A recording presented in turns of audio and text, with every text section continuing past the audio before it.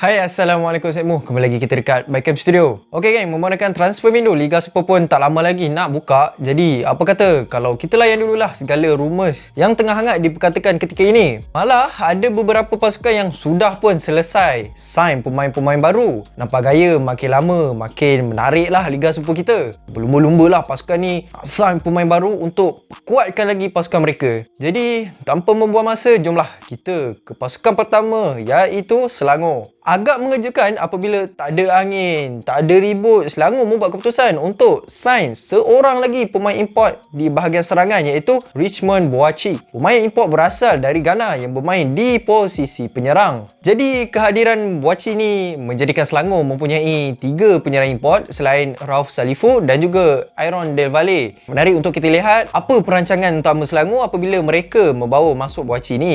Padahal kan mereka sudah pun ada Aaron, sebab Boakye ni ada reputasi yang tinggilah sebagai pemain yang pernah bermain di liga-liga Eropah seperti di Spain, Itali dan juga Serbia. Walaupun ramai yang menyambut baik kedatangan Boakye ini, tapi ada juga yang berpendapat Selangor sepatutnya buat improvement di bahagian defensif mereka. Sebab defensif mereka ni agak fragile lah. Tapi Selangor pergi sign another striker. Yang pelik lagi, Aaron bukan tak perform musim ni. Perform je. 17 game, skor 13 gol. Dengan kehadiran Boakye ni, siapakah yang akan menjadi pilihan coach? Aaron ke ataupun Boakye?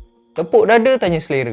Next, kita pergi ke pasukan Sabah. Nampak gaya Sabah juga telah berjaya untuk membawa masuk 2 pemain import pada kali ini. Yang pertama, bekas pemain import Kelantan iaitu Miguel Cifuentes yang terkenal sebagai seorang pemain yang versatile, dan Ramon Machado dari Brazil yang bermain di posisi penyerang. Kehadiran 2 pemain ini dilihat sebagai satu langkah untuk memperkuatkan lagi bahagian serangan Sabah. Sifu kita semua dah tahu, walaupun Kelantan barai pada musim ni, tapi Sifu ni boleh kata antara salah satu pemain yang perform lah untuk Kelantan. Malah Sifu ni juga adalah seorang pemain import yang berkualiti. Jadi untunglah buat Sabah yang berjaya sign Sifu ni. So dekat Sabah mungkin Sifu ni akan diletakkan di posisi ofensif sama seperti sewaktu di Kelantan. Iaitu dengan kehadiran Ramon Machado, apa yang akan terjadi nanti dekat Darren Lock? Adakah Darren akan kehilangan minit permainan nanti? Sebab kita lihat sejak dia join Sabah dah kan, Darren menjadi pilihan utama di posisi penyerang. Akan tetapi impak Darren bersama Sabah tu tak terlalu efektif sangat, di mana dia skor cuma 4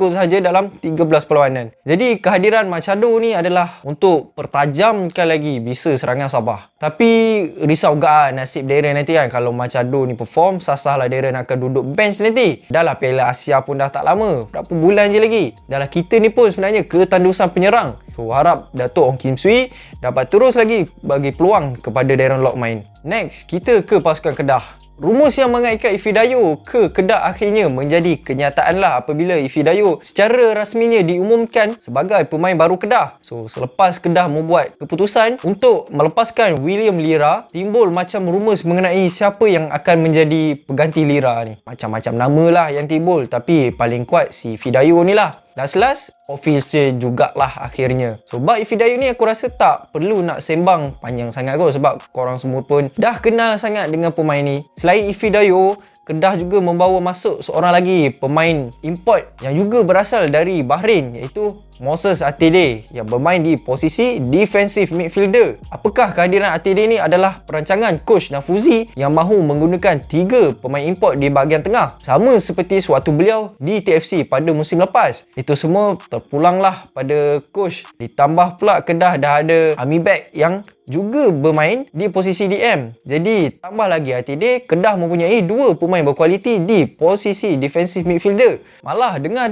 cerita Kedah ni akan sign lagi pemain baru.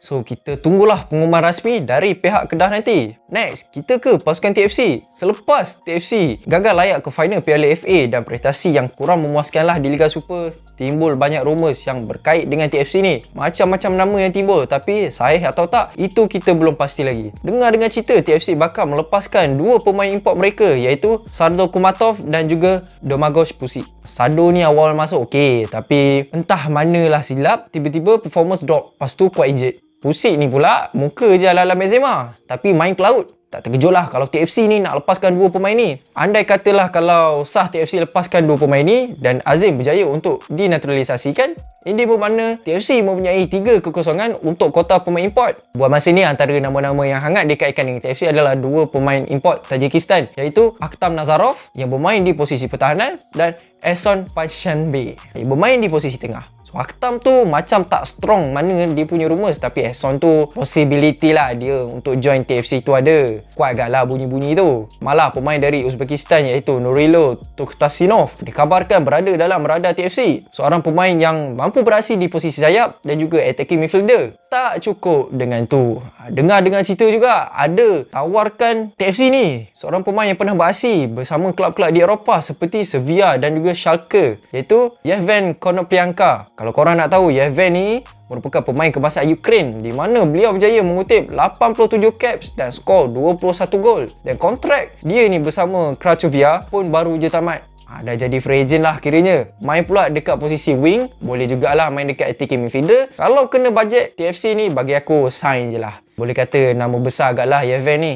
Dekat Sevilla dulu dia punya nilai pernah cecah 25 juta euro bersama dengan 126 juta ringgit Malaysia. Memang padu amat. At least ini salah satu marketing yang cukup baiklah untuk TFC. Malah ada juga bunyi TFC berminat nak sign Kogi. Itu tak tahu betul atau tak sebab Kogi pun baru join klub Korea. Macam awal sangat lah nak panggil balik kan. Bagilah dia main dulu kat Korea tu.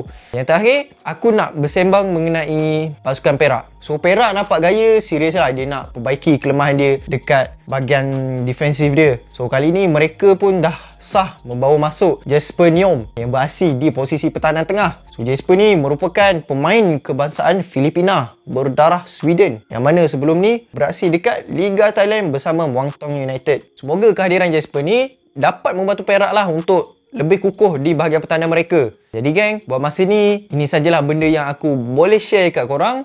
So kalau korang tahu apa-apa cerita ataupun apa-apa rumours, korang boleh komen dekat bawah ni, okay? So itu saja Semo untuk video kali ni. So harap Semo boleh like, subscribe, share and comment. So kita jumpa untuk next video. Assalamualaikum. Peace.